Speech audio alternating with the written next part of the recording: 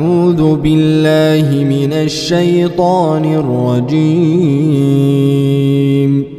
بسم الله الرحمن الرحيم الله رب العالمين والصلاة والسلام على رسوله الأمين محمد وآله وأصحابه أجمعين أما بعد فأعوذ بالله من الشيطان الرجيم بسم الله الرحمن الرحيم الحمد لله رب العالمين سورة الفاتحة مکیہ وہی 7 آیات. اس سورت کا نام ہے سورۃ الفاتحہ اور یہ مکہ مکرمہ میں نازل ہوئی ہے اور اس میں 7 آیتیں ہیں. سورۃ الفاتحہ قرآن کریم کی وہ عظیم اور اہم سورت ہے کہ قرآن کریم کی ابتدا اور افتتاح اس سورت سے ہوئی ہے. اور اس کی عظمت کی دلیل یہ ہے کہ یہ سورت متکثرۃ الاسماء ہے، یعنی اس کے بہت زیادہ نام ہے. اور جس چیز میں کمالات زیادہ ہوتی ہیں اور صفات زیادہ ہوتی ہیں اور کوئی ایسا لفظ نہیں ہوتا کہ تمام صفات اور کمالات کو اس لفظ سے بیان کیا جائے، تو پھر ہر کمال کے لیے اور ہر صفت کے لیے الگ الگ نام لیا جاتا ہے. جیسے اللہ تعالیٰ کے صفات اور کمالات بے شمار ہیں تو اللہ تعالیٰ کے نام بے شمار ہیں. وَلِلَّهِ الْأَسْمَاءُ الْحُسْنَى، اللہ تعالیٰ کے اچھے اچھے نام ہیں. فَادْعُوهُ بِهَا، انہی ناموں کے ساتھ اللہ کو پکارا کرو. رسول اللہ صلی اللہ علیہ وسلم کے صفات اور کمالات بہت زیادہ ہیں تو رسول اللہ صلی اللہ علیہ وسلم کے کئی نام قرآن و حدیث میں ذکر ہوئے ہیں، بشیر، نذیر وغیرہ. قرآن کریم عظیم الشان کتاب ہے، اس کی کمالات اور صفات کو ایک لفظ میں بیان نہیں کیا جا سکتا، تو اس کے کئی نام اسماء القرآن کل ہم نے ذکر کیے. اسی طرح اگر کسی شخص میں بہت زیادہ کمالات اور صفات ہو، مثال کے طور پر وہ میری طرح حافظ بھی ہو تو اس کو حافظ صاحب کہتے ہیں، قاری ہو تو قاری صاحب کہتے ہیں، علم کیا ہو تو عالم بھی کہتے ہیں، افتاء کیا ہو تو مفتی بھی کہتے ہیں، تدریس کرتا ہو تو مدرس بھی کہتے ہیں. ہاں، تو یہ سارے صفات جو ہیں ان کے لیے الگ الگ لفظ، جس کو متکثرۃ الاسماء کہتے ہیں، کہ ناموں کے متعدد ہونے کی وجہ سے اس کی عظمت شان کی طرف اشارہ ہے. تو سورۃ الفاتحہ کے مضامین اور فوائد بہت زیادہ ہیں، اس لیے اس کے نام بھی بہت زیادہ ہیں. اور سورۃ الفاتحہ کے یہ تمام نام سماعی ہے. سماعی کا مطلب یہ ہے کہ رسول اللہ صلی اللہ علیہ وسلم سے سنے گئے ہیں اور احادیث میں آئے ہوئے ہیں، احادیث پر موقوف ہے، منقولی ہیں، یا صحابہ سے نقل کیے گئے ہیں یا قول تابعی اس کے لیے بنیاد اور دلیل ہے.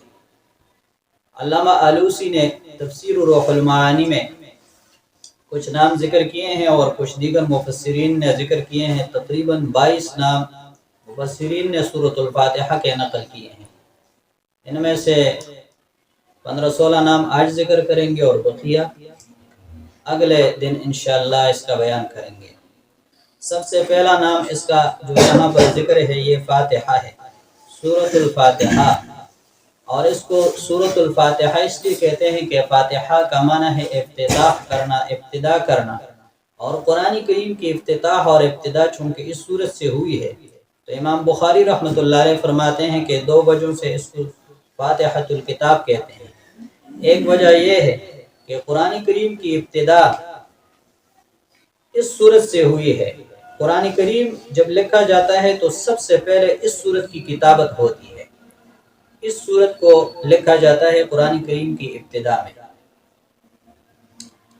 اور یہ سورت اسی وجہ سے پہلے پارے کا جز نہیں ہے. پہلا پارہ شروع ہو رہا ہے سورۃ البقرہ سے، بلکہ یہ پورے قرآن کے لیے افتتاح ہے. اس پر جو ہے نا پہلے پارے کا اطلاق نہیں کیا جاتا، اس کے سامنے پہلا پارہ نہیں لکھا جاتا. اور امام بخاری رحمۃ اللہ علیہ نے دوسری وجہ یہ بیان کی ہے کہ نماز میں پہلے سورہ فاتحہ کی قرات ہوتی ہے، اس کے بعد سورت کی قرات ہوتی ہے. تو سورۃ الفاتحہ کی قرات کی وجہ سے ابتدا کرنے کی وجہ سے اس کو فاتحۃ الکتاب کہتے ہیں. اب اگر کوئی شخص سورہ فاتحہ سے پہلے سورت پڑھے، اس کو الٹ کر دے نماز میں، تو اس پر سجدہ سہو لازم آئے گا کیونکہ اس نے سہو کر دیا۔ اور تیسری وجہ یہ ہے کہ تعلیم عام طور پر سورہ فاتحہ سے بچے کی ابتدا سورہ فاتحہ سے ہوتی ہے۔ سب سے پہلے نماز سکھانے کے لیے اس کو سورہ فاتحہ سکھاتے ہیں، پھر اس کو جو ہے نا کوئی سورت ساز سکھاتے ہیں، پھر اس طرح دیگر اذکار اس کو سکھائے جاتے ہیں، اس لیے اس کو فاتحۃ الکتاب کہتے ہیں۔ دوسرا نام ہے اس سورت کا سورۃ الحمد۔ اس سورت کو سورۃ الحمد اس لیے کہتے ہیں کہ اس سورت میں اللہ تعالیٰ کے حمد، ثنا اور تعریف کا بیان ہے۔ الحمدللہ میں اللہ تعالیٰ کے حمد کا بیان ہے کہ تمام صفات معبودیت اور محامد اللہ کے لیے ہیں، تو اللہ تعالیٰ محمود ہوئے۔ اللہ تعالیٰ کا ایک صفت اس میں الرحمن بیان ہوا ہے، ایک صفت الرحیم ہے، ایک صفت مالک ہے، ایک صفت یہ ہے کہ ہم اس کی عبادت کرتے ہیں تو وہ معبود ہے، ایک صفت یہ ہے کہ ہم اس سے مدد مانگتے ہیں تو وہ مستعان ہے، ایک صفت یہ ہے کہ ہم اس سے ہدایت مانگتے ہیں تو وہ ہادی ہے، اور ایک صفت یہ ہے کہ وہ انعام کرتے ہیں تو وہ منعم ہے، منعم حقیقی۔ ان تمام صفات کی وجہ سے اللہ تعالیٰ نے اس سورت کو سورۃ الحمد کہا ہے۔ اس کے شروع میں الحمدللہ رب العالمین ہے۔ اس سورت کو سورۃ الصلاۃ بھی کہتے ہیں، تیسرا نام اس کے سورۃ الصلاۃ۔ سورۃ الصلاۃ اس کو اس لیے کہتے ہیں کہ ہر نماز میں سورہ فاتحہ پڑھی جاتی ہے۔ نماز کے ہر رکعت میں اگر سورہ فاتحہ نہ پڑھی جائے تو نماز نہیں ہوتی۔ مثال کے طور پر اگر کوئی شخص اکیلے نماز پڑھ رہا ہو تو وہ ضرور سورہ فاتحہ پڑھے گا۔ لا صلاۃ الا بفاتحۃ الکتاب، سورہ فاتحہ کے بغیر نماز نہیں ہوتی ہے۔ لا صلاۃ لمن لم یقرأ بفاتحۃ الکتاب، اس شخص کی نماز نہیں ہوتی جس نے سورہ فاتحہ نہیں پڑھی۔ ایک روایت میں آتا ہے کہ جس نے سورہ فاتحہ نہیں پڑھی تو اس کی نماز ناقص ہے۔ اسی وجہ سے احناف کہتے ہیں کہ سورہ فاتحہ نماز میں پڑھنا واجب ہے۔ یہ الگ مسئلہ ہے کہ کوئی شخص امام کے پیچھے ہو تو امام کے پیچھے جب نماز پڑھ رہا ہو تو وہ مقتدی ہے، تو مقتدی امام کے پیچھے سورہ فاتحہ یا قرات کرے گا یا نہیں کرے گا؟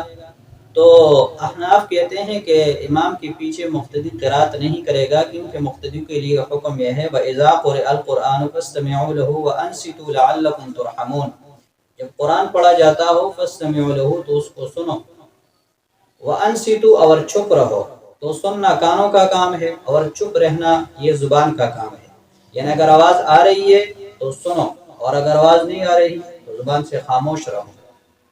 تو پھر اشکال آتا ہے کہ امام تو قرات کر رہا ہے تو مقتدی کی قرات تو نہیں ہوئی، تو رسول اللہ صلی اللہ علیہ وسلم نے فرمایا من کان لہ امام فقرات الامام لہ قرات، جو شخص امام کے پیچھے کھڑا ہو تو امام جو قرات کر رہا ہے یہ قرات اس کی قرات ہے۔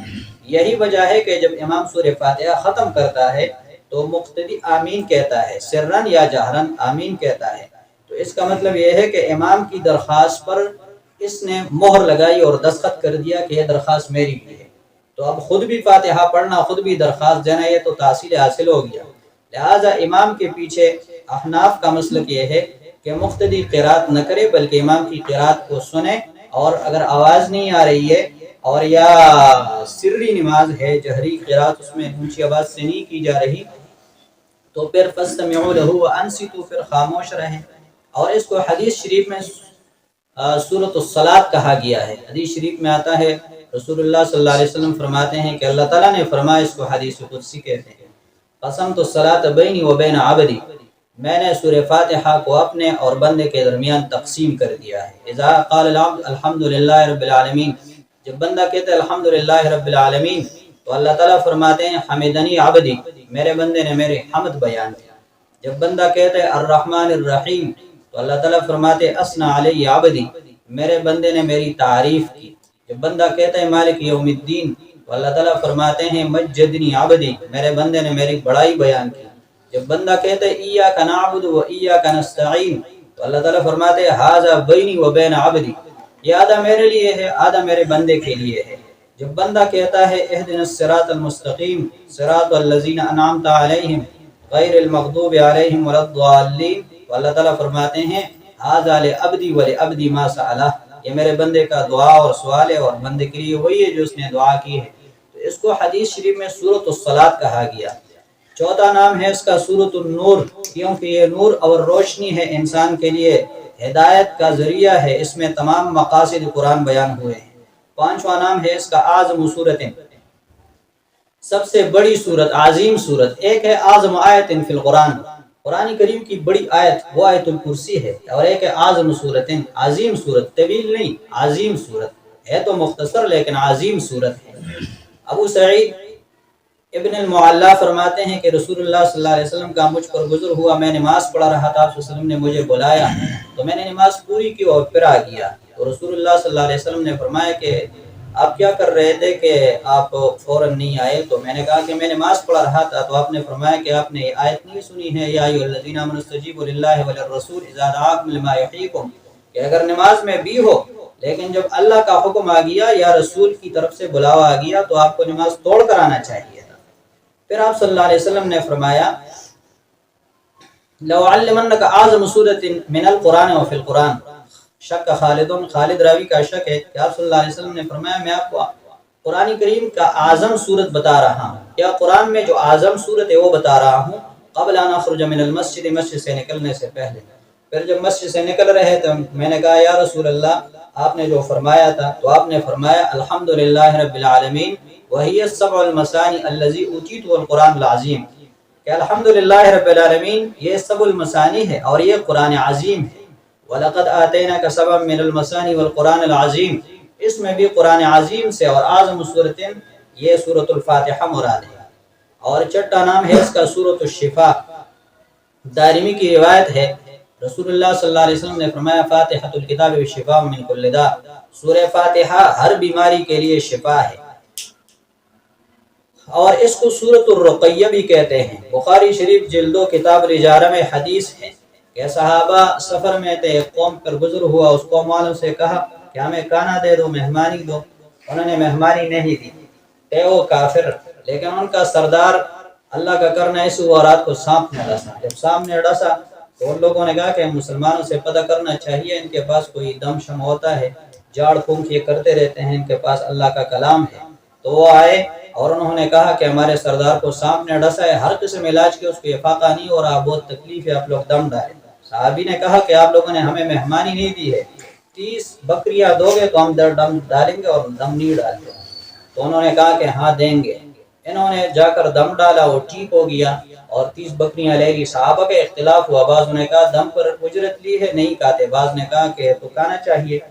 بہرحال یہ واپس آئے، رسول اللہ صلی اللہ علیہ وسلم کو واقعہ بیان کیا۔ رسول اللہ صلی اللہ علیہ وسلم نے فرمایا کہ آپ لوگوں کو کیسے، صحابی سے پوچھا کہ آپ کو کیسے پتہ چلا کہ اس سے جو ہے نا وہ بیمار ٹھیک ہوتا ہے؟ یہ تو سورۃ الشفاء ہے، اس میں یہ تو سورۃ الرقیہ ہے، دم والی سورت ہے، اس سے جو ہے نا بیمار کو شفا ہوتی ہے، لیکن یقین اور اعتماد اللہ کی ذات پر اس کے لیے ضروری ہے۔ تو یہ روحانی بیماریوں کے لیے بھی شفا ہے اور جسمانی بیماریوں کے لیے بھی شفا ہے۔ آٹھواں نام ہے اس کا سورۃ الواقعہ، انسان کو بچانے والی سورت ہر شر سے۔ اگر کوئی شخص اس سورت کو پڑھتا رہے تو دنیا و آخرت کے ہر شر سے بچے گا۔ مسند بزاز کی روایت میں ہے اذا وضعت جنبک علی الفراش، جب آپ بستر پر لیٹ جائیں، وقرأت الفاتحۃ الکتاب وقل هو اللہ، اور آپ سورہ فاتحہ اور سورہ اخلاص پڑھ لے، فقط امنت من کل شیء، تو آپ ہر چیز سے امن میں ہو گئے، الا الموت، سوائے موت کے۔ آپ کو موت آ سکتی ہے، باقی کوئی چیز نہیں آ سکتی۔ نواں نام ہے اس کا سورۃ الوافیہ، وافیہ کہتے ہیں پوری کرنے والی سورت۔ یہ ہر مقصد کے لیے مکمل پورے کرنے والی ہے، ہر مقصد کو، انسان کے عقائد کا اصلاح ہو یا اعمال کا اصلاح ہو یا اخلاق کا اصلاح ہو، تمام مقاصد اس میں موجود ہیں۔ 10واں نام ہے اس کا سورۃ الکافیہ۔ ایک کافیہ تو نحو کا ہے، وہ تو تم لوگ پڑھتے رہتے ہو، رٹ لگاتے رہتے ہو۔ ایک کافیہ یہ ہے، یہ کافیہ بھی پڑھنی چاہیے، یعنی کفایت کرنے والی کتاب۔ اگر کوئی شخص اس سورۃ الفاتحہ پر صحیح زندگی گزار لے اور عمل کر لے اور اس کو یاد کر کے اس کے مطابق زندگی گزارے تو یہ سورت اس کے لیے کافی ہو جائے گی، اس لیے اس سورت کا نام ہے سورۃ الکافیہ۔ 11واں نام ہے اس سورت کا سورۃ الشافیہ، یعنی یہ شفا دینے والی ہے روحانی اور جسمانی بیماریوں سے، جیسے گزر چکا۔ 12واں نام ہے اس سورت کو سورۃ الکنز، ایک تو کنز وہ ہے فقہ کا کنز الدقائق، ایک سورۃ الکنز وہ ہے، یہ کنز بھی پڑھنا چاہیے۔ ہم درسی کتابیں بہت پڑھتے ہیں لیکن قرآن جو ہے نا ہم سب کا یہ حال ہے، اس میں زیادہ محنت نہیں کرتے، حالانکہ زیادہ محنت اسی میں کرنا چاہیے۔ تمام علوم کا خزانہ ہے، کنز کا معنی خزانہ، تمام علوم کے لیے یہ قرآن کریم خزانہ ہے۔ جو بھی علم ہو اس میں ہے، صرف کا علم اس میں ہے، نحو صرف کی گردانیں اس میں سارے سیغے ہوئے، نحو کے سارے علوم اس سے مستنبط ہوتے ہیں۔ یہ اللہ کا کلام ہے، کنز ہے، تمام علوم کا خزانہ ہے، 4 کتابوں کا خلاصہ قرآن میں ہے، اور قرآن کا خلاصہ اور کنز جو ہے نا یہ سورۃ الفاتحہ ہے۔ اور اس سورت کا 13واں نام ہے تعلیم المسئلہ۔ اس میں دعا کا طریقہ سکھایا گیا ہے کہ سب سے پہلے اللہ کی حمد و ثنا بیان کرو، الحمدللہ رب العالمین الرحمن الرحیم مالک یوم الدین۔ پھر اللہ تعالیٰ کے سامنے عاجزی اور بندگی کا اظہار کرو، ایاک نعبد و ایاک نستعین۔ پھر دعا کرو اہدنا الصراط المستقیم، یا اللہ ہمیں صراط مستقیم دکھا۔ اور 14 نمبر نام ہے اس کا السبع المثانی، وہ سورت جس میں 7 آیتیں ہیں اور بار بار اس کو پڑھا جاتا ہے۔ نماز کے ہر رکعت میں سورت کو پڑھا جاتا ہے، ہر رکعت میں۔ اس کو مثانی اس لیے کہتے ہیں، یا مثانی اس لیے اس کو کہتے ہیں کہ یہ سورت 2 بار نازل ہوا ہے، نزلت مرتم بالمکہ المکرمہ و مرتم بالمدینہ المنورہ۔ رسول اللہ صلی اللہ علیہ وسلم فرماتے ہیں والذی بِیدہ ما انزل فی التوراۃ ولا فی الانجیل ولا فی الزبور ولا فی القرآن مثلھا، اللہ کی قسم نہ تورات میں، نہ انجیل میں، نہ زبور میں، نہ قرآن میں اس کا مثل ہے۔ وَإِنَّهَا سَبْعٌ مِّنَ الْمَثَانِي، ترمذی کی روایت ہے، یہ سبع المثانی ہے۔ 15واں نام اس سورت کا قرآن عظیم ہے۔ قرآن کے جز پر بھی پورے قرآن کا اطلاق ہوتا ہے۔ جنات نے قرآن کا ایک ٹکڑا سنا، بطن نخلہ میں قرآن کی چند آیتیں سنی اور انہوں نے کہا اِنَّا سَمِعْنَا قُرْآنًا، ہم نے قرآن سنا، تو اس کو قرآن عظیم بھی کہا جاتا ہے۔ وَلَقَدْ آتَيْنَاكَ سَبْعًا مِّنَ الْمَثَانِي، والقرآن العظیم سے مراد سورہ فاتحہ ہے۔ اور 16واں نام ہے اس کا سورۃ الشکر، کیونکہ اس میں شکر کا طریقہ بھی سکھایا گیا ہے، اور اس میں کلمہ شکر الحمدللہ بھی آیا ہوا ہے کہ جو بھی نعمت مل جائے اس کے شکر کا طریقہ یہ ہے کہ بندہ الحمدللہ کہے، کانا کہے تو الحمدللہ الذی اطعمنا وسقانا وجعلنا من المسلمین، اور سواری پر سوار ہو جائے تو الحمدللہ سبحان الذی سخر لنا ھذا وما كنا له مقرنین، اور نیند سے اٹھے تو الحمدللہ الذی کیا پڑھے گا احیانا بعد ما اماتنا والیہ النشور، تقاضے قضا حاجت سے آ جائے بندہ تو کیا پڑھے گا غفرانک الحمدللہ الذی اذهب عنی العذاب وعافانی۔ انشاءاللہ بقیہ اسماء یہ بعد میں پڑھیں گے۔